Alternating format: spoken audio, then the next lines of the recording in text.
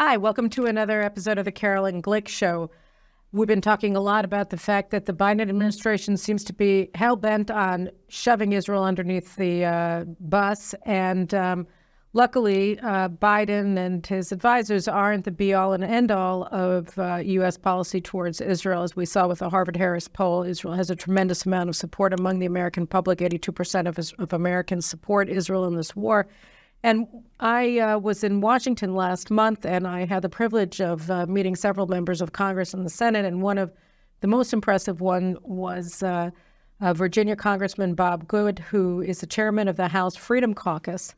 And I'm delighted to have Representative Good as my guest on the Caroline Glick Show today. So first of all, welcome, Congressman Good. It's fantastic to have you on the program today. Great to be with you. It's great to have you in D.C. recently, and I appreciate your visit, and glad to be with you today. Well, thanks so much. So I'm having you on now because when we met, we were discussing the fact that you were hoping that the Freedom Caucus would be putting out a resolution in support of Israel. And lo and behold, yesterday you guys had a press conference. I think there were 46 members of the Freedom Conference. Is that caucus? Is that correct? Just under 40. Just under 40. Yeah. So just under 40 members of Congress are members of the Freedom Caucus, and you guys put out a resolution that's going to be put forward for a vote in the House, where you had some specific requests, demands, positions that you want to have passed as a congressional resolution. Can you just walk us through what it is that the resolution is talking about here? Yeah, we introduced a resolution yesterday. As you know, we held a press conference to that effect to highlight that on the day that we came back to Washington from being back in our districts. And it primarily condemns Biden's call, his administration's call for a ceasefire. We believe that Israel should be able to do whatever Israel determines it is necessary to do to defend itself and to eradicate the threat within its own borders. Secondly, it condemns Biden's call for a two-state solution within the nation of Israel, that we recognize that is no recipe for peace, that is untenable for Israel and the Israeli people. And so we're, again, denouncing his call for a two-state solution, and then also calling for an end to funding of these UN entities that are essentially supporting the Hamas and the terrorism that's taken place. And then there ought to be an investigation for any further funding is provided to Palestinians or Palestinian interests until those investigations take place. And right now, what does it look like? How does it work with the resolution? So you put forward this resolution, which is so important because, I mean, one of the things that we've been stunned in Israel by is the fact that the Biden administration seems to want to reward the Palestinians for October 7th by giving them a state.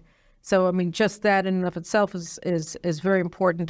That it's wonderful for Israel that you guys are taking such a strong position on, but also obviously the ceasefire and UNRWA, which the IDF spokesman just announced yesterday. We now have 450 members of UNRWA who are active terrorists in Hamas and in Islamic Jihad. And so, yeah, so first of all, thank you very much for that resolution. But how does that work? What are the mechanics for getting it through the House? I know you guys have a razor-thin majority now in the House, the Republican side.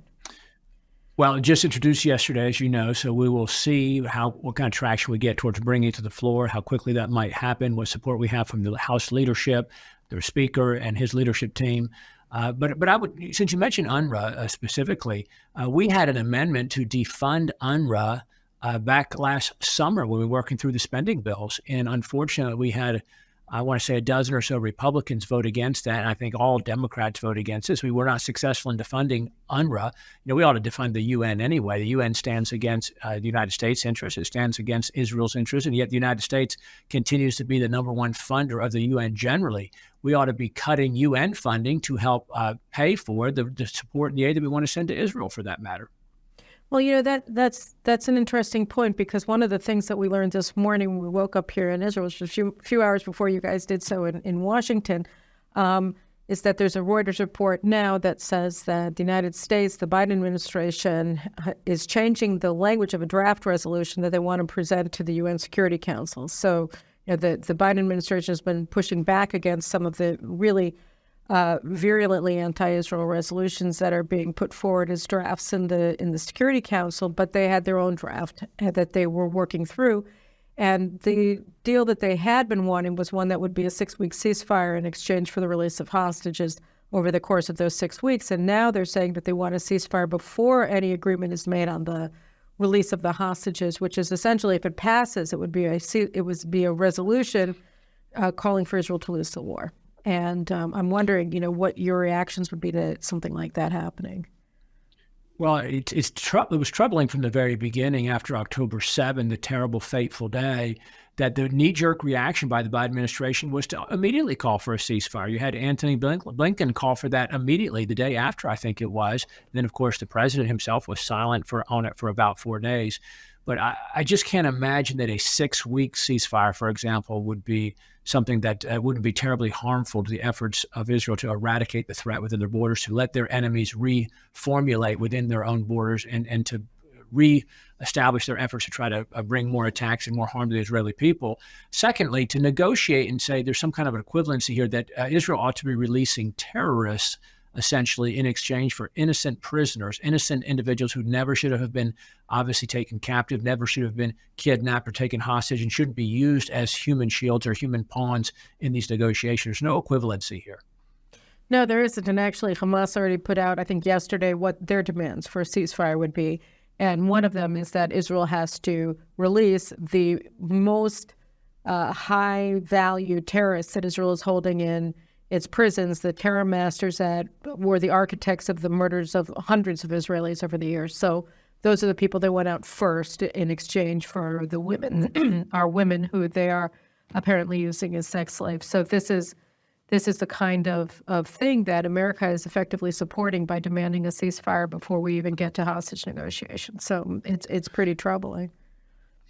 Yes, our position should be unequivocal support for Israel to do what Israel determines needs to be done to see this through, to not only eliminate the threat within their borders, but also to send a message. As we all know, Israel's unique among nations of the world, surrounded by those who say they don't have the right to exist, would love to push them into the sea, and who would destroy them if they could.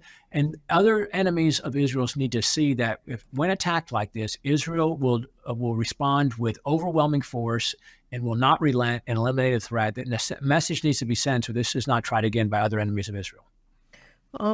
What practically speaking, can the Republicans do in the House in order to help Israel right now when we're facing this kind of pressure from the United States? I know that Biden had put forward a $14.3 billion package for military resupply to Israel.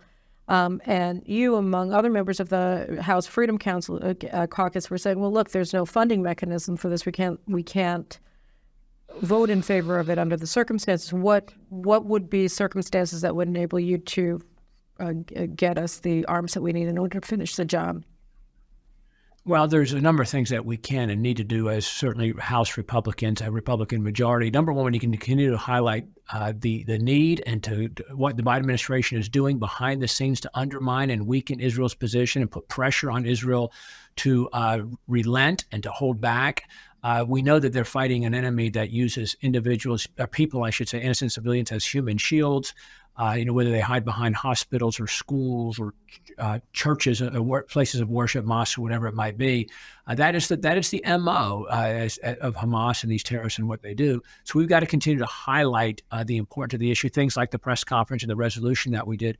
And unfortunately, there is a political component to it. It is the Republican Party that stands overwhelmingly, almost unanimously behind Israel, supportive of Israel and aid for Israel.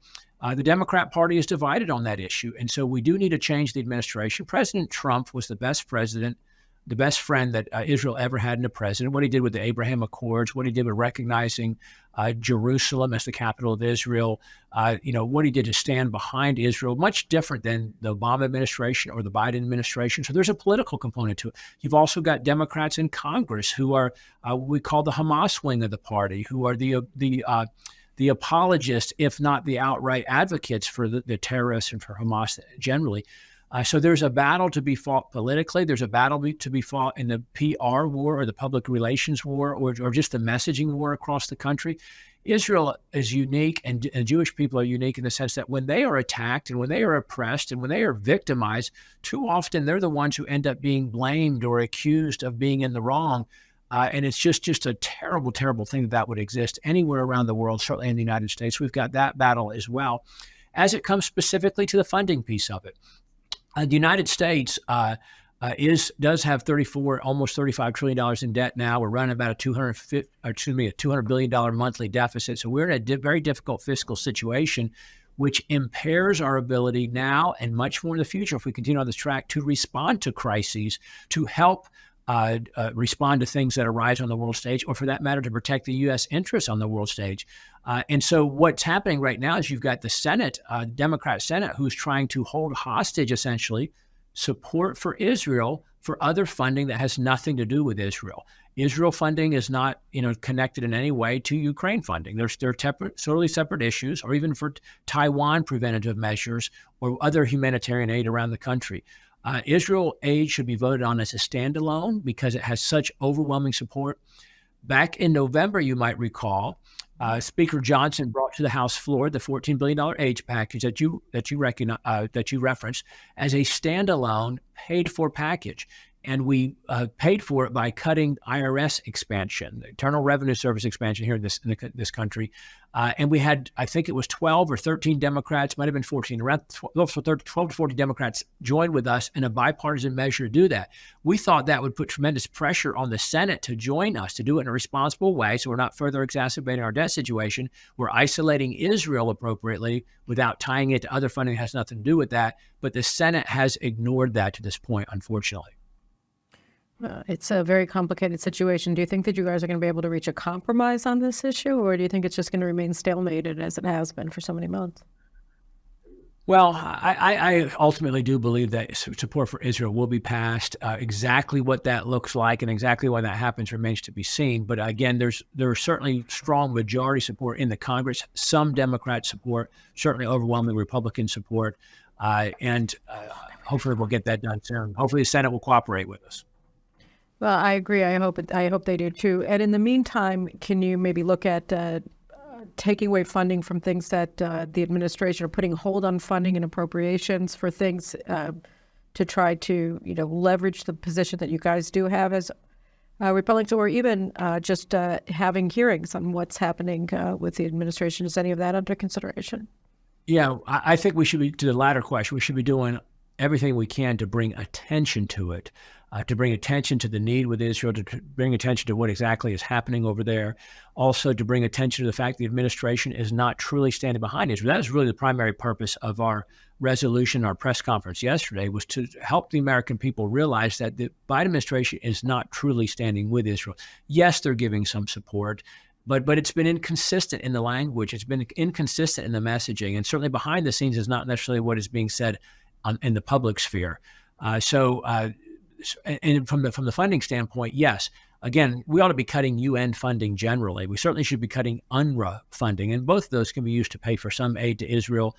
We can also, cut some of the climate extremism that we've got going on, this kind of the climate credits that are being done, not to mention the IRS expansion. But there's, again, when you're running a $200 billion deficit, there's lots of things you can cut to have offset the other things that you need to do.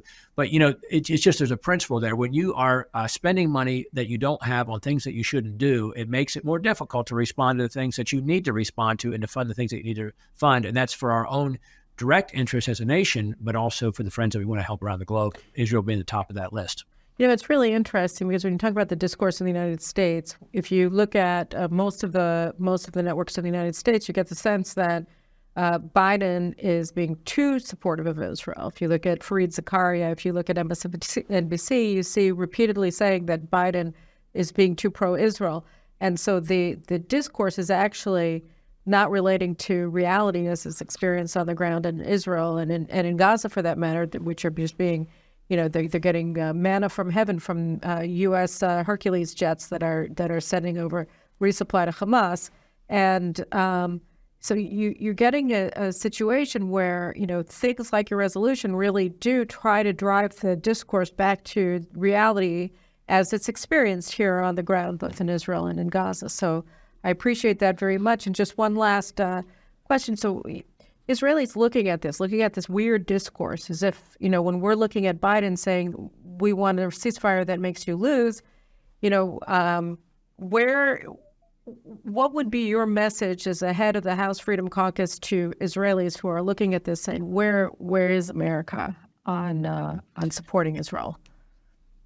Well, the American people are overwhelmingly supportive of Israel. Most of us recognize, I certainly do, that Israel is our number one most important ally. Frankly, Israel is one of our only few, very few, I don't even need a whole hand to find 5 fingers to count the number of true friends the United States has on the world stage. And Israel's in the same position we are. And so we stand together as an American people overwhelmingly behind Israel. I would say beyond our support of any other nation. You do have some loud factions on the other side who get a disproportionate amount of attention and a disproportionate amount of media coverage, reflected by the left-wing media in our country, the left-wing academia in our country, what's happened on our college campuses, certainly the Democrat Party. And I know I've talked about politics here, but it is important for us to prevail. That we need a Republican House majority that's stronger in November. We need a new Senate majority for Republicans to take that away from the Democrat Party in the Senate, and we need President Trump back in the White House. Those are critical, not only for the remainder of this year, obviously, but going forward in the future to have a true friend for Israel and, frankly, a stronger United States. Israel benefits and the world benefits from a stronger United States. We've been weakened over the past 3 years because of this president and just his inconsistent policy at best, his inconsistent posture at best, and his administration towards Israel is evidence of that. Not to mention what he's been doing behind the scenes to undermine Israel's efforts. And again, the Democrat Party generally in the Congress, you've got the direct members, the whatever small number of members who are what I call the Hamas faction, the Hamas caucus. But then the Democrat Party generally is weak on Israel and doesn't really condemn anti-Semitism to the degree that they should across this country, on our college campuses, in our large urban cities, our large blue cities, so to speak. And also, they don't really condemn their own members the way they should in the Congress because they're beholden to the left wing of their party. That's why the politics of it is so important when it comes to this year's election. It is strange politics when you think about it, because the progressive Islamist caucuses or voting base in the Democratic Party itself is the minority of Democratic voters, and yet they seem to have such a hold over the leadership in the Congress and in the White House, of course. I guess just another question that you mentioned in your press conference, you related to the fact that a War Cabinet member, Minister Benny Gantz, was visiting in Washington in an unauthorized visit at the White House and in Congress. Did you by any chance meet with Gantz while he was on the Hill? I did not, and while I would love to meet with Prime Minister Netanyahu, and haven't had that chance to do that yet, I don't have any interest in meeting with Mr. Gantz. But another point that I made in the press conference, for frame of reference for Americans watching that press conference, is that Israel suffers proportionally, numerically, similar to what we suffered on 9/11 23 years ago. That's what Israel lives on an annual basis. When you talk about the size of their country, the number of deaths that they suffer at the hand of terrorists, Israel lives this on a regular basis. That's why it's so important for us to support Israel. Well, I appreciate that very much. And, again, good luck with the resolution. It's a very important resolution. Again, a resolution against Palestinian statehood, calling for the United States to end as calls for a ceasefire, and also for the United States to end its support for this humanitarian aid that's going all to Hamas through UNRWA and otherwise. So I appreciate it very much to you, Representative Good, and to the members of the Freedom Caucus for this really important resolution and initiative on your part, and for highlighting what's really important in this issue. So thank you very much, and thank you for support for Israel. Great to be with you. Thanks for having me today. All right, have a great day. Take care. And guys, we'll see you again next week. Take care. Bye-bye.